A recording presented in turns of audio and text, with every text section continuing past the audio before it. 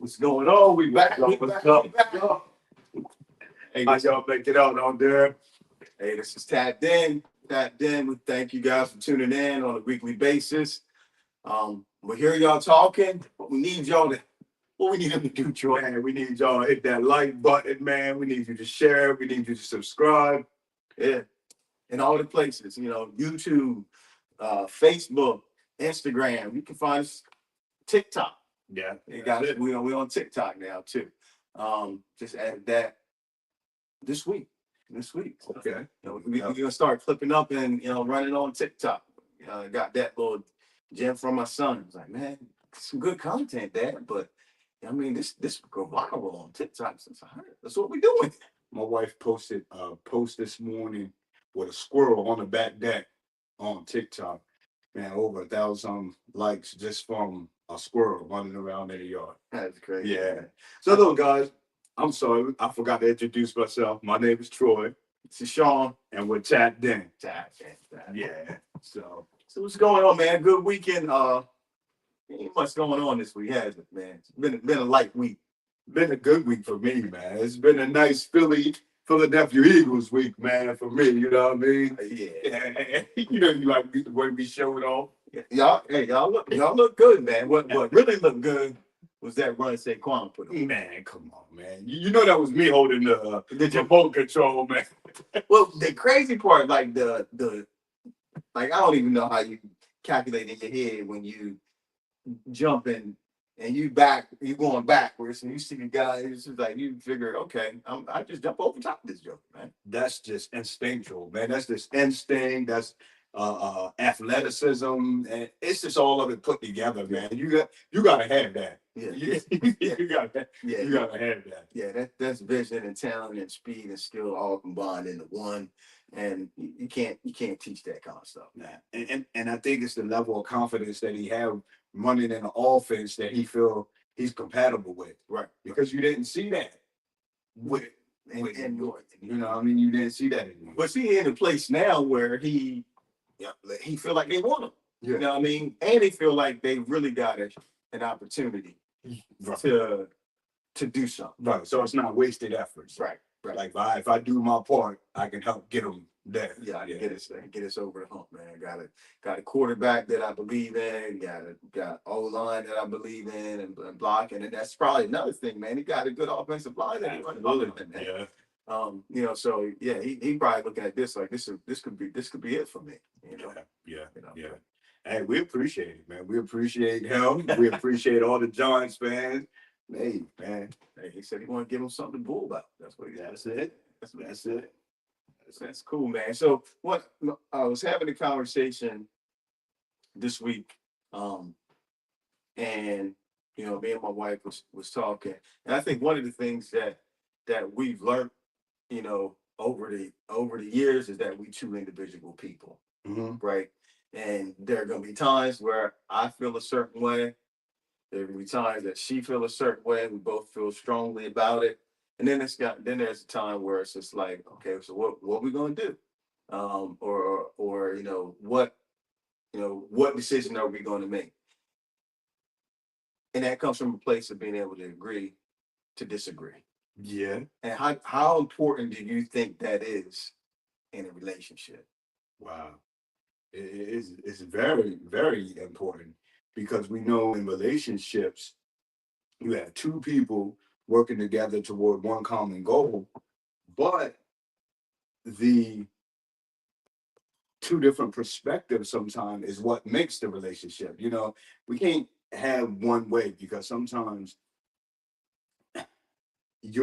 the way you're looking, the lens you're looking from, I might be distracted. I might not be able to see that. So sometimes it's good for us both to have our own way of seeing things, but we kind of keep the common goal.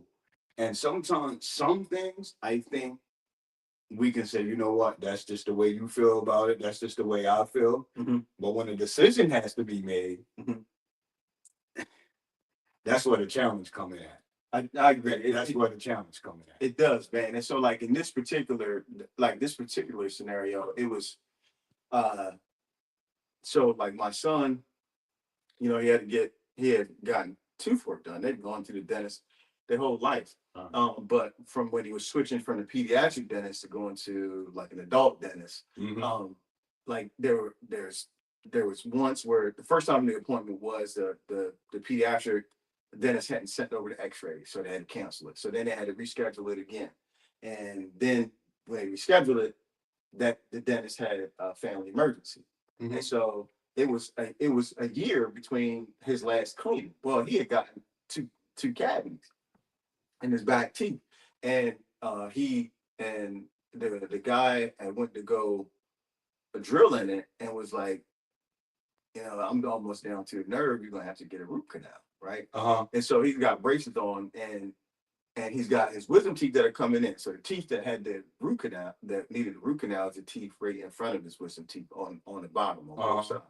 And so I'm like, no, get the root canal, get the root canal. My wife was like, how does that make any sense? He's got two wisdom teeth behind it. He's got braces on.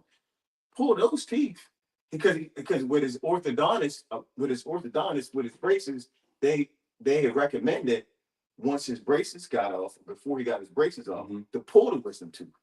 So she's thinking, well, he got two fresh teeth in the back. He got two teeth, one tooth that got a cavity, one tooth that need root canal. Let's pull them out and see if the orthodontist can close that hole up. I was like, nah, I ain't gonna be a root canal on my son, having to get teeth pulled if he didn't have to. But then it's like, well, he had to get teeth pulled anyway. So in that case, it's just like, mom knows on this one. You know what I mean? She's like, hey, I'm thinking long term. Not just today. It's like it don't make any sense to fill these teeth, do a root canal, and then pull the good teeth that's right behind you. Right. So how old is you? 17. 17. So at that point, you almost got a third opinion, and because of them. So if mom thinks this way, dad think this way, now let's have a talk with our 17-year-old, Right, and see what he's thinking, because that might be the way.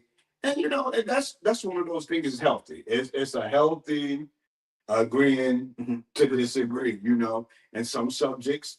I mean, it's some conversations my wife and I, we agree to stay away from because of her way she look at it, the way I see it. And it's not argumentative, but it's one of those things where I'm never going to see it that way. right. Whether it's from my upbringing, whether it's from, situations that I've been in, and she's dead set on it. But I think it will be a born relationship and a born marriage if you see eye to eye on everything. Right. And I think I think that's the key. But to not let that get too far of extremes, right? If you with the right person and you agreeing to work through life together, like that is the joy, is to have somebody to bounce your thoughts and opinions off of, who doesn't really look at things necessarily the same way that that you do. So I mean, we're just coming off of a hot political, season, and there are some things that in my house, me and my wife disagree with on certain things, and the way to achieve the goal that we want the same goal, but we want to go at it two different ways. Right. You know what I mean? It's like, don't mean that I'm right and she wrong, and it don't mean that she right and I'm wrong. But it's just like, okay, I don't agree with your approach to it.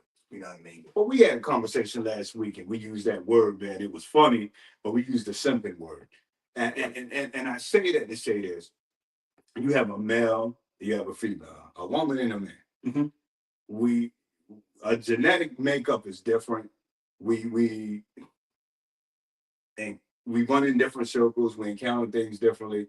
I don't think a woman and a man is always going to see eye to eye. If a man is always seeing a woman's perspective, then he could possibly be because if it's not going to happen. Because listen, in a relationship where, if you believe in, I'm not going to say use the word, well, it's a hierarchy to everything. And you have, if you're really a leader, as a man, in a relationship, I believe that a woman is looking for a guy to lead.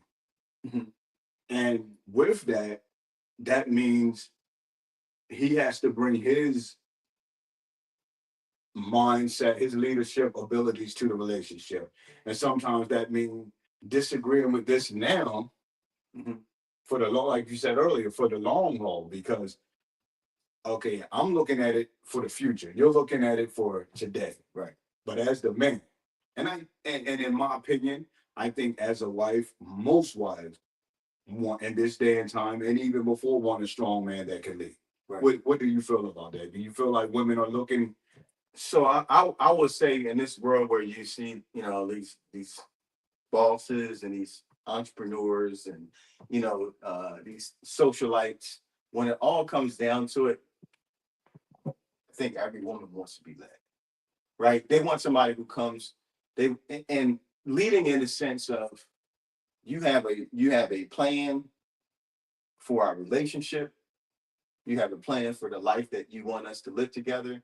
You have a plan for how you expect for us to raise our kids. You have a plan for how where you want where we want to where you want to live and what you want our lifestyle to look like. Okay. And if you can paint that picture, but the other thing is executing, right? So like a woman will I think a woman will let you lead if you show you worthy of that leadership, right? So like if you keep promising and promising and promising, at some point in time, that woman will be like, he don't have a clue. He don't know what he want to do. He wishy washy. He starts stuff, he don't finish it.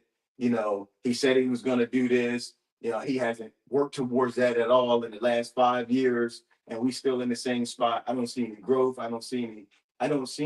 In order to lead, you have to have actions that show that you are capable of leading. And so I think when you can show and demonstrate that, I think women will allow for you to not allow for you, but women will not, I think they will naturally let you have that place and understand, okay, I'm in good hands and I'm okay. And he's gonna make sure I'm okay. I agree, and I would have agreed more 15, 20 years ago.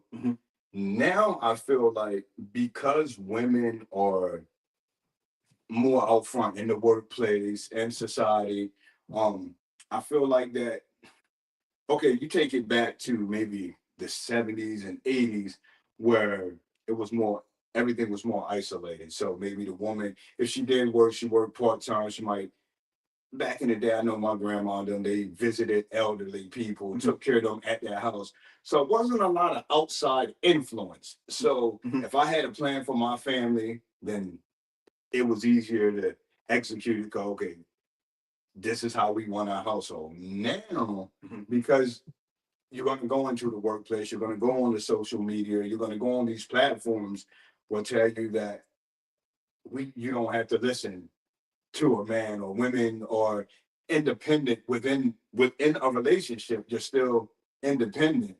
So now that gives you a little more pull when it comes to being that leader, because like you said, some things take time. And if that, I guess I'm trying to think of the word, man, when you bring something to fruition, you know what I mean? It might take time to do that. And you're saying, if you're leading, you're saying, okay, stick with this plan and this is going to happen. But that outside noise start to penetrate. And she said, well, you know what? I could make this doing this, or this one just got this.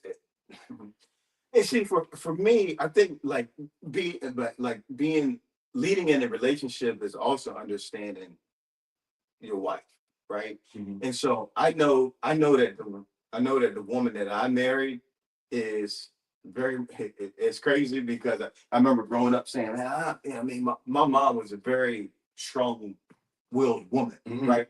Um, and I was like, do I want to marry that, right? I found myself marrying a very strong-willed woman, but the thing is like leading and providing the space where a woman doesn't have to go out and do those things, but also understanding that I also understand that it would be detrimental to our relationship if my wife was a stay-at-home mom. because she feels like she has more value to the world to give than just being the mother of my kids. There's dreams, there's goals, there's ambition that she has.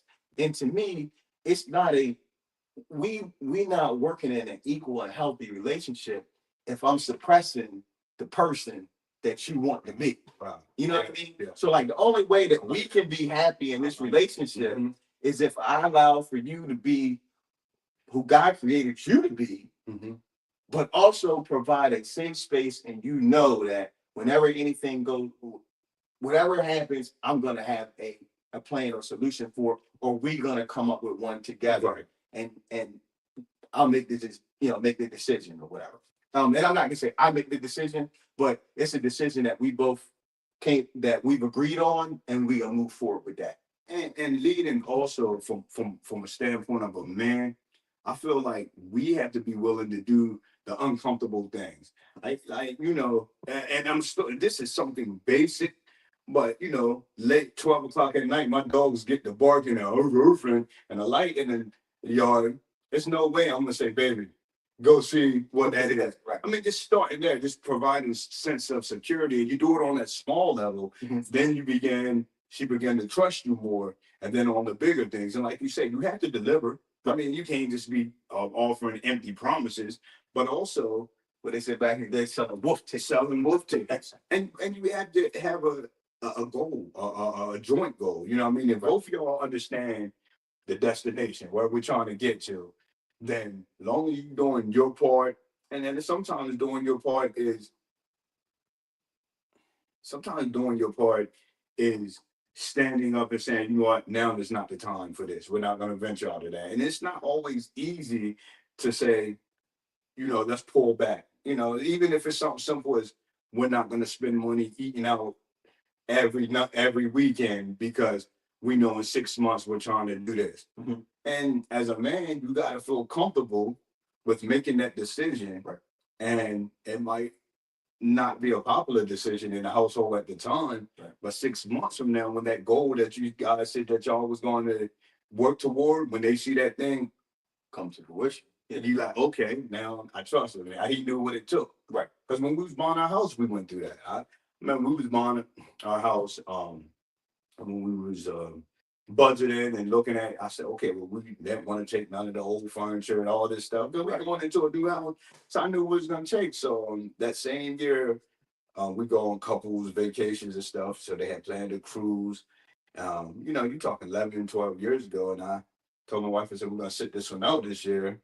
And, I peer pressure. Oh, come on. Nah, we send this out. I know what we got coming down the pipe. Right. Yeah, I mean, even came down to the cable bill. I was paying close to almost $300 a month in cable. I said, now we better cut this off until we get the break. And all these are unpopular decisions within the household. Right. But as a leader, and I'm hearing from, I'm getting these plays called in from up top. Because I'm connected, and what I mean. So I'm like, look, this is what it takes, and it was uncomfortable. Everybody looking at me, man, putting DVDs in, and they upset. But yeah, but that and that's the thing. That's being a leader, like knowing that, hey, my kids, they used to this, and it's like, hey guys, I know y'all used to this, but we trying to get to this place, and here are the things that have to happen for us to get there. It's not just y'all, it's us, right?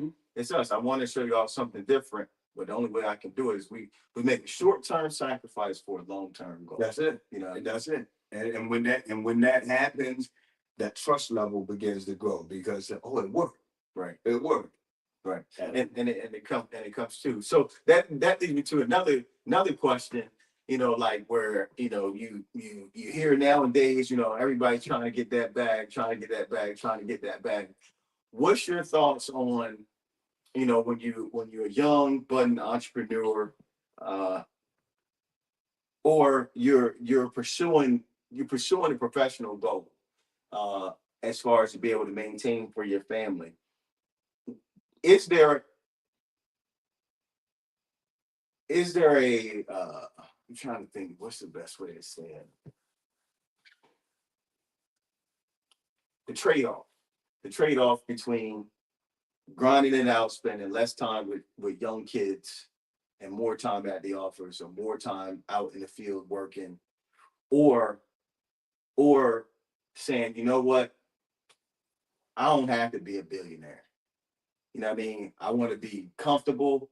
I want to be able to provide life, beyond what my wife and my kids can imagine, but I don't want to sacrifice the time that I could be spending at home. I want to be home every night with my kids.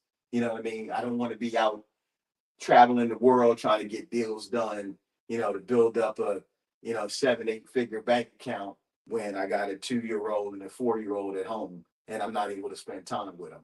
What's your thoughts on that cost reward, you know, um, as being a father of young kids? You know what? I've been in that predicament, man, and it's challenging, and it really boils down to the individual, man, because we know that you can't be in two places at one time. You can't be in two places at one time, and the business world is demanding, especially when you're in the entrepreneur, mindset, and you're out there because it's competitive. And if you're not showing up, that means the other person is showing up. So again, that's one of those things where it takes a lot of communication and takes a lot of balance. So if I'm pursuing my goals and I'm working hard, then those down times, I can't be with the fellas. I can't be, doing things that I enjoy doing because that's time that I have to dedicate to my family. Because that time that you mentioned, the 2-year-old, the 3, 4, 5, those are the developmental stages of a kid. And if you're not there, you're losing precious time to get to know that kid. So even though you're doing what's in the child's best interest, you're losing valuable time of building that bond and relationship. Right. So then on the back end, okay, you're successful. Now they're a teenager, but you missed out on those years. They don't confide in you. They don't talk to you to say, Right. and you feeling like the outsider because I made these sacrifices so we can have this family vacation, so we can take this time, but I lost precious time of getting to know you. So I think it takes a lot of wisdom and a lot of balance, man. I mean, you really got to understand that balance and what it takes. Right. And then on the other hand of that, it's risky because I've heard a lot of women say they feel like single moms, right? Because not that you're not there, but you're not present in. And even though you're doing what's good for the family, the day-to-day tasks of raising these kids, and 9 times 10, the woman is working. She's working, but she's home with the kids doing all this. So now that stress builds up, and that can cause other issues in a relationship. Right. So, man, that one is, man, that's a tough one. It is, man, because you hear the stories all the time, and really that's what brought it to my attention was, you think about like the ultra rich, let's just say like well, can't say Elon Musk because he believe in a whole totally different Right. type of relationship aspect. But you think about people like like Bill Gates, who's up Steve Jobs, people that have bought who have built multi-generational um companies. And it's like the stories are wide known that they weren't present or they weren't home with the families as much as they probably would have liked to be. But they chose to be to try to push those businesses and corporations to be as big as and as great as they were. And I think when you make that decision, I think I think the person that makes that decision knows that, okay, there's a sacrifice rate now for a long-term gain, but to me, I think the individual has to know, is that really what I want to be? Do I really want to be a billionaire and bank on the fact that I'm gonna have the time that God is gonna allow them to have the time for me to be able to get back into their life and build that relationship?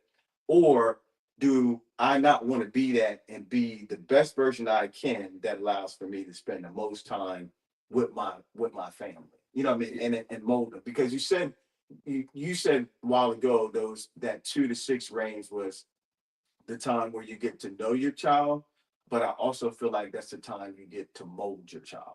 Right? You mold them with the characters and discipline and um, qualities that can take, like little things, cleaning up after themselves, being independent, just the way that they think, helping them think through things, but not giving them the answer.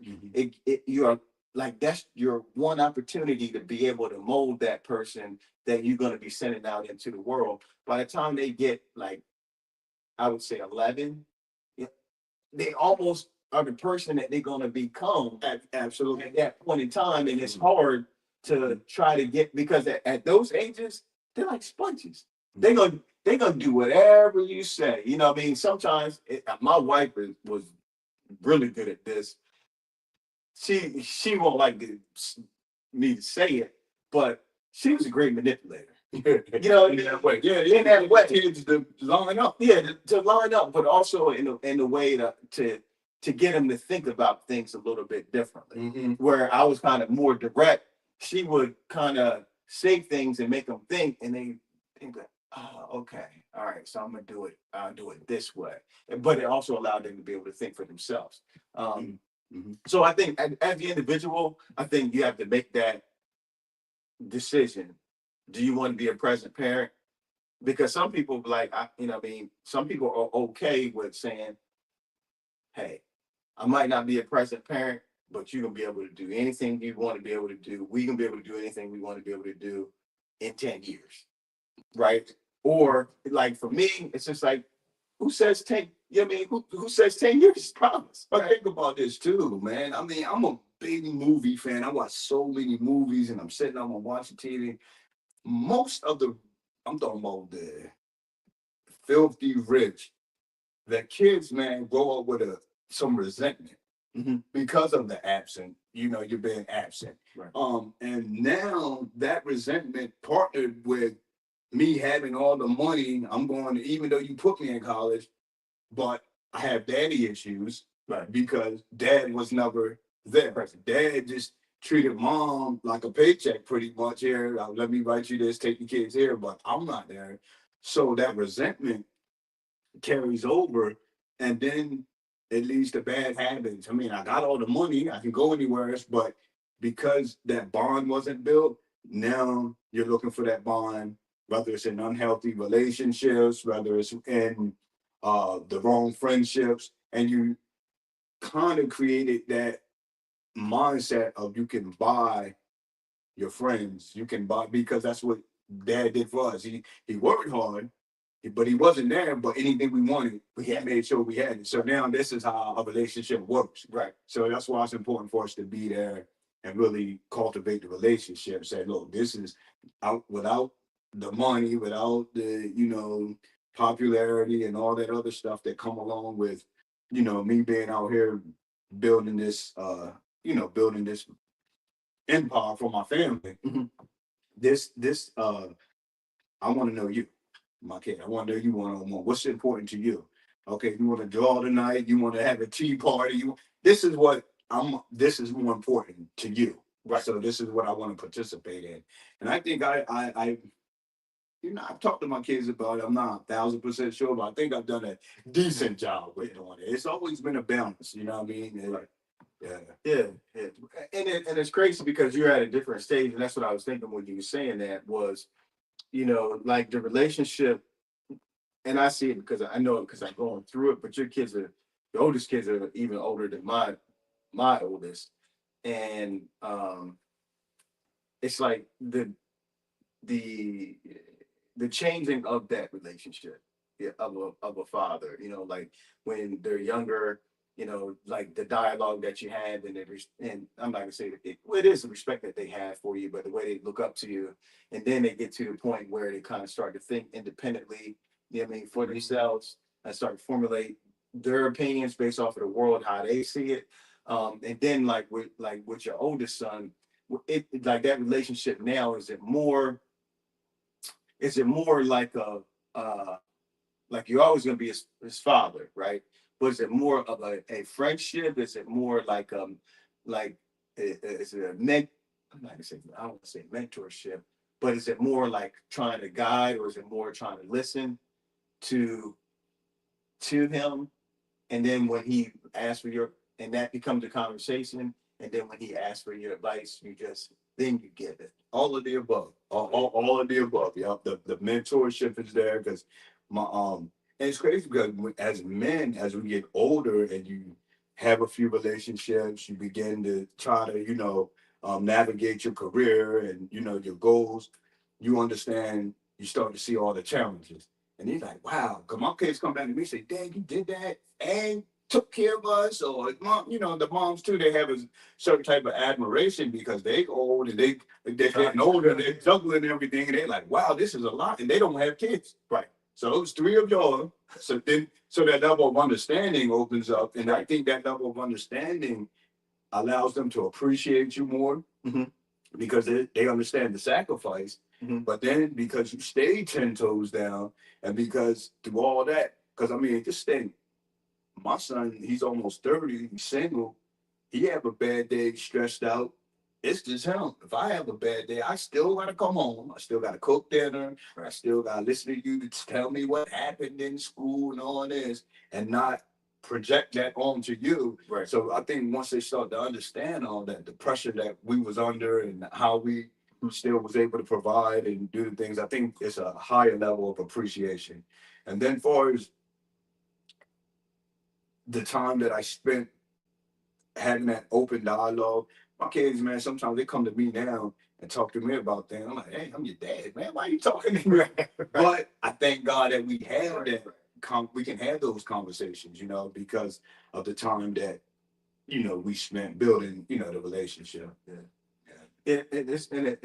For me, that was an important thing. There was, especially with my son, because I didn't grow up around girls; it was all boys. You know what I mean? And so that there were certain conversations about certain specific things that, like, after I got older, I was, man, I wish somebody would have told me about, he told me these couple of things.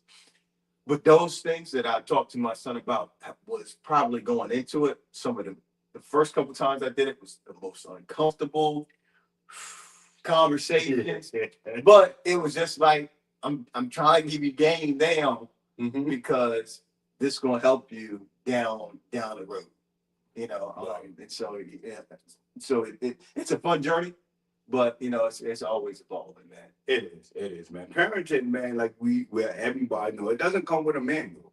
It's one of those things, and I always try to give myself a scorecard. And then again, we're gonna be biased when we judging our own selves, but I feel like it's some core values, some core things that you can't miss.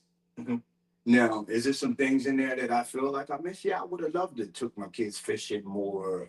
Look, but in the big scheme of things, those core things to teach them how to, have a relationship with whatever they believe, well, with God, what we believe. I believe in God. But I'm saying whatever, to be true to themselves, to respect those core values and those core things. I think I got those right. But and now there's some things. Could I spend more time at home? Yeah, I mean, because I was a young father too. We started early, so there was some times where I might wanted to let off some steam, and I was at open gym when I probably should have been to the game. Right. But, what are you gonna do? You learn and you grow. That's learn it. And you grow. Speaking of learning and growing, man, how, like, I know you have, you've had been around people. I've been around people. What is it about? We haven't experienced it, so I'm just asking for your opinion as to why. Like, why does it seem like when people go through a divorce, on the other side, they become a better version of themselves? That if they were that version in the marriage, they probably would have never got divorced. Good God, that's a whole, and listen, that's a whole conversation. My wife and I actually had this conversation. We was talking about that because I seen a couple knowing when they was together and they separated, and I see the guy in the gym, man, and listen, man, you would think he trying to, man, get his youth back, like his youthful years. He's in the gym harder than he ever been in the gym. Then when you see the ex-wife, man, she's looking young, she's caring about her appearance more.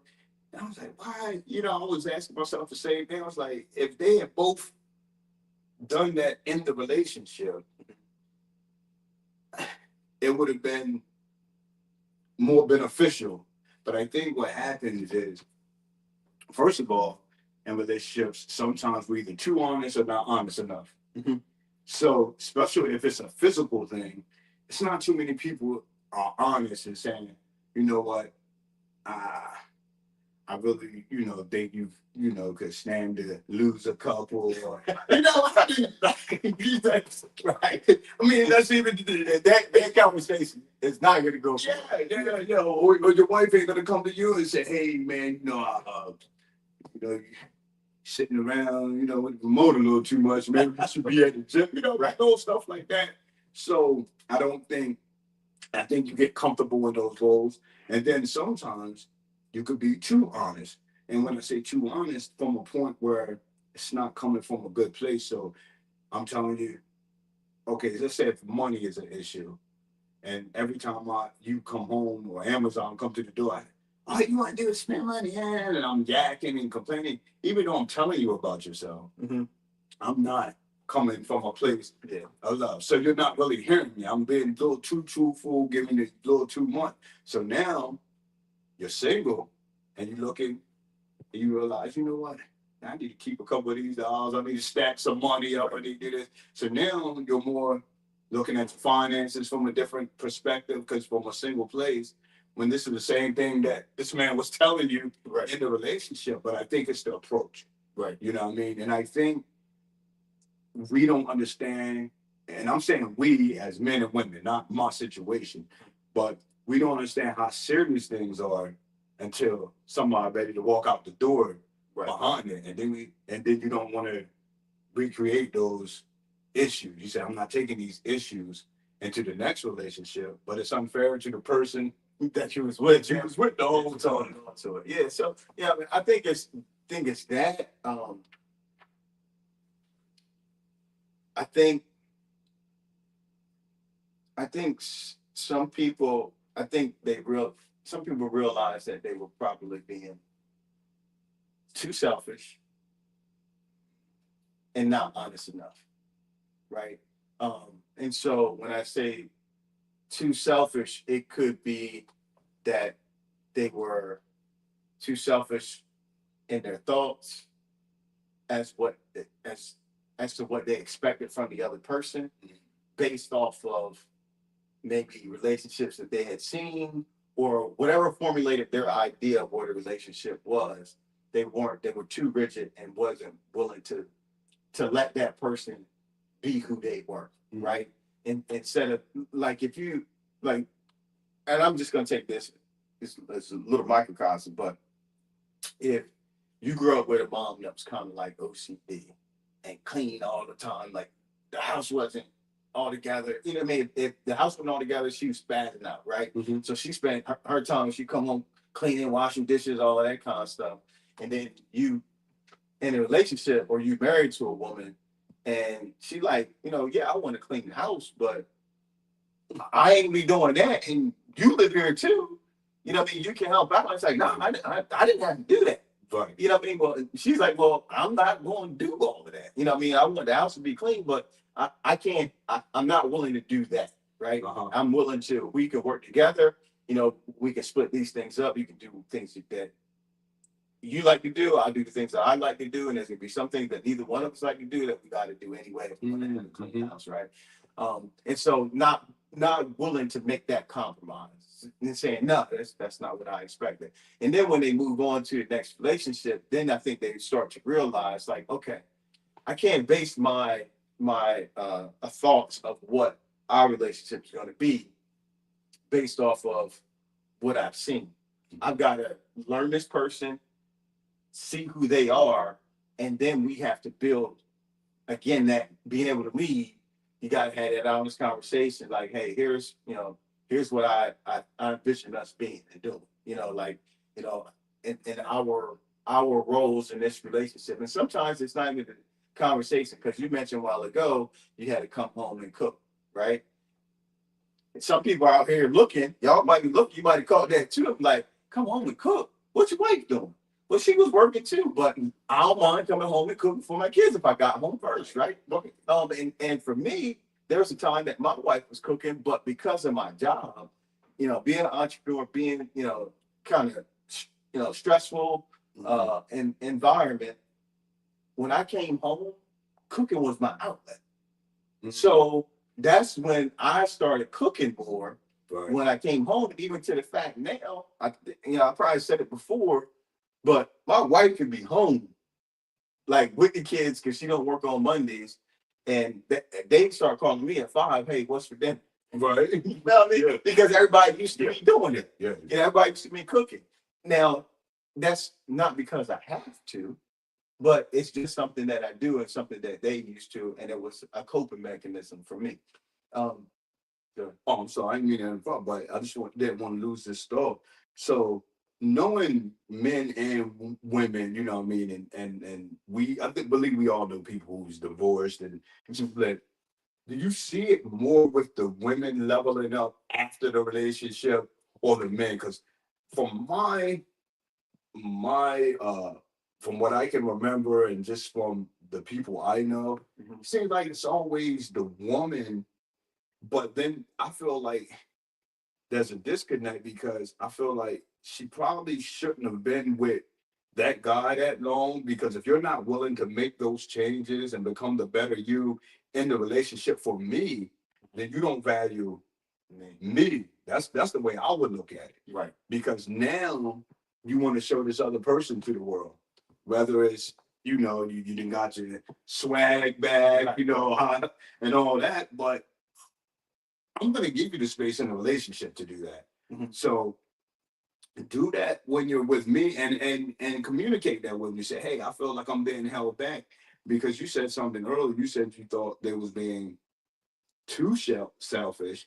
Sometimes I think we're not selfish enough in a relationship, and it's okay to be selfish to a point. Just say if you're the type of person who enjoy going to the gym all the time, and that helps you mentally, it helps you physically, and it helps you be a better person for your family.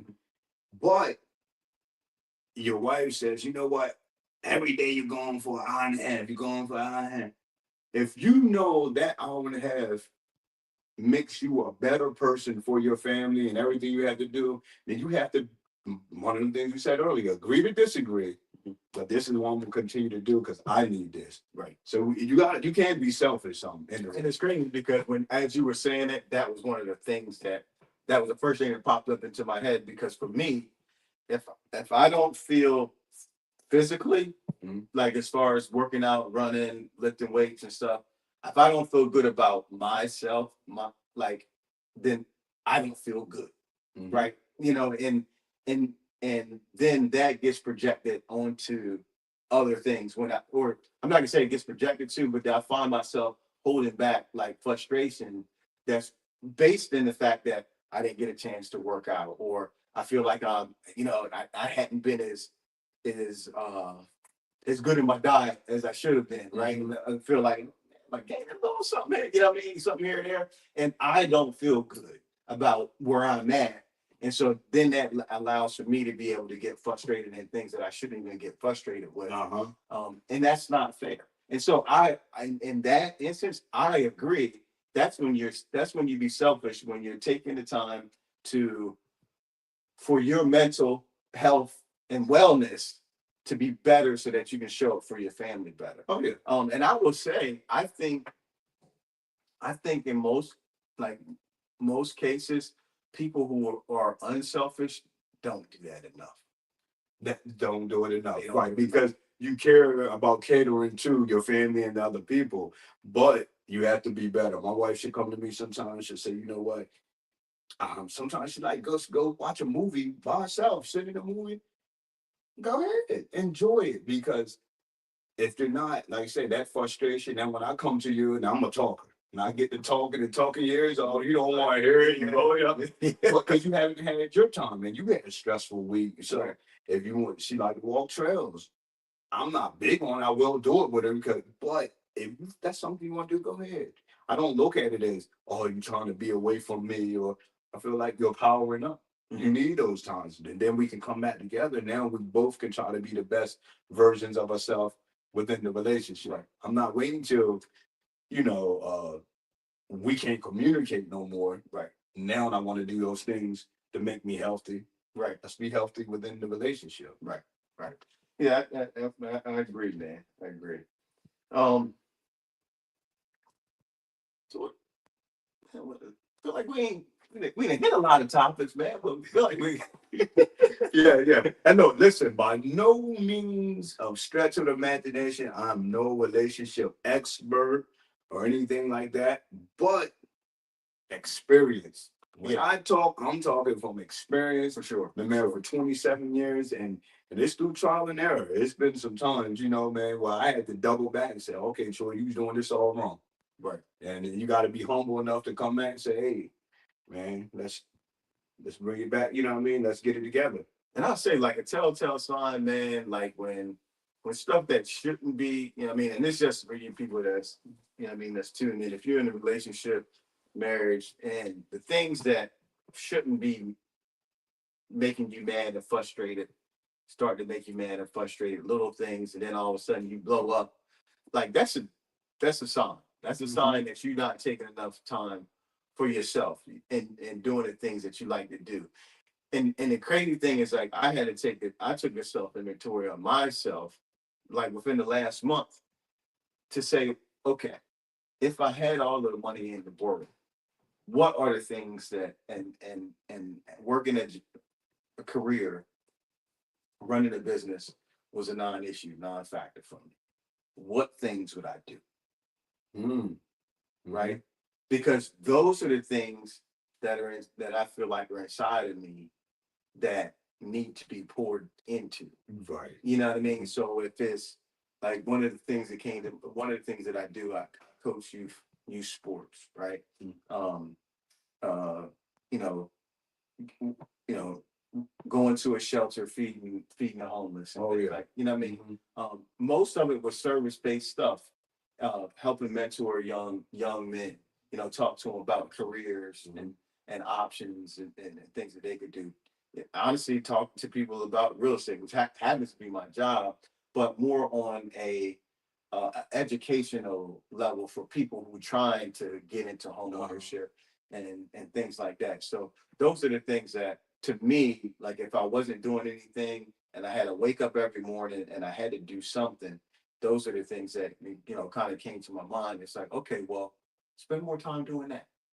You know, find time in your day or on your weekend to be able to do the things that you know are beneficial to your spiritual well-being. You know what I mean? Right. Absolutely. Yeah, it's imperative, man. I mean, because life is fast. Like we get, you get busy, and busy could be a distraction sometimes. Even though sometimes it could be a good busy. I mean, I look at now, my wife and I, we got both have 3 different things we got that take up time. It's generating money. It's good, but at the same time, it can burn you out, and you just don't want to be burnt out, because sometimes that burned out can take you away from purpose. Right. You know what I mean? And so, and I heard people say you could never have enough. And I get it.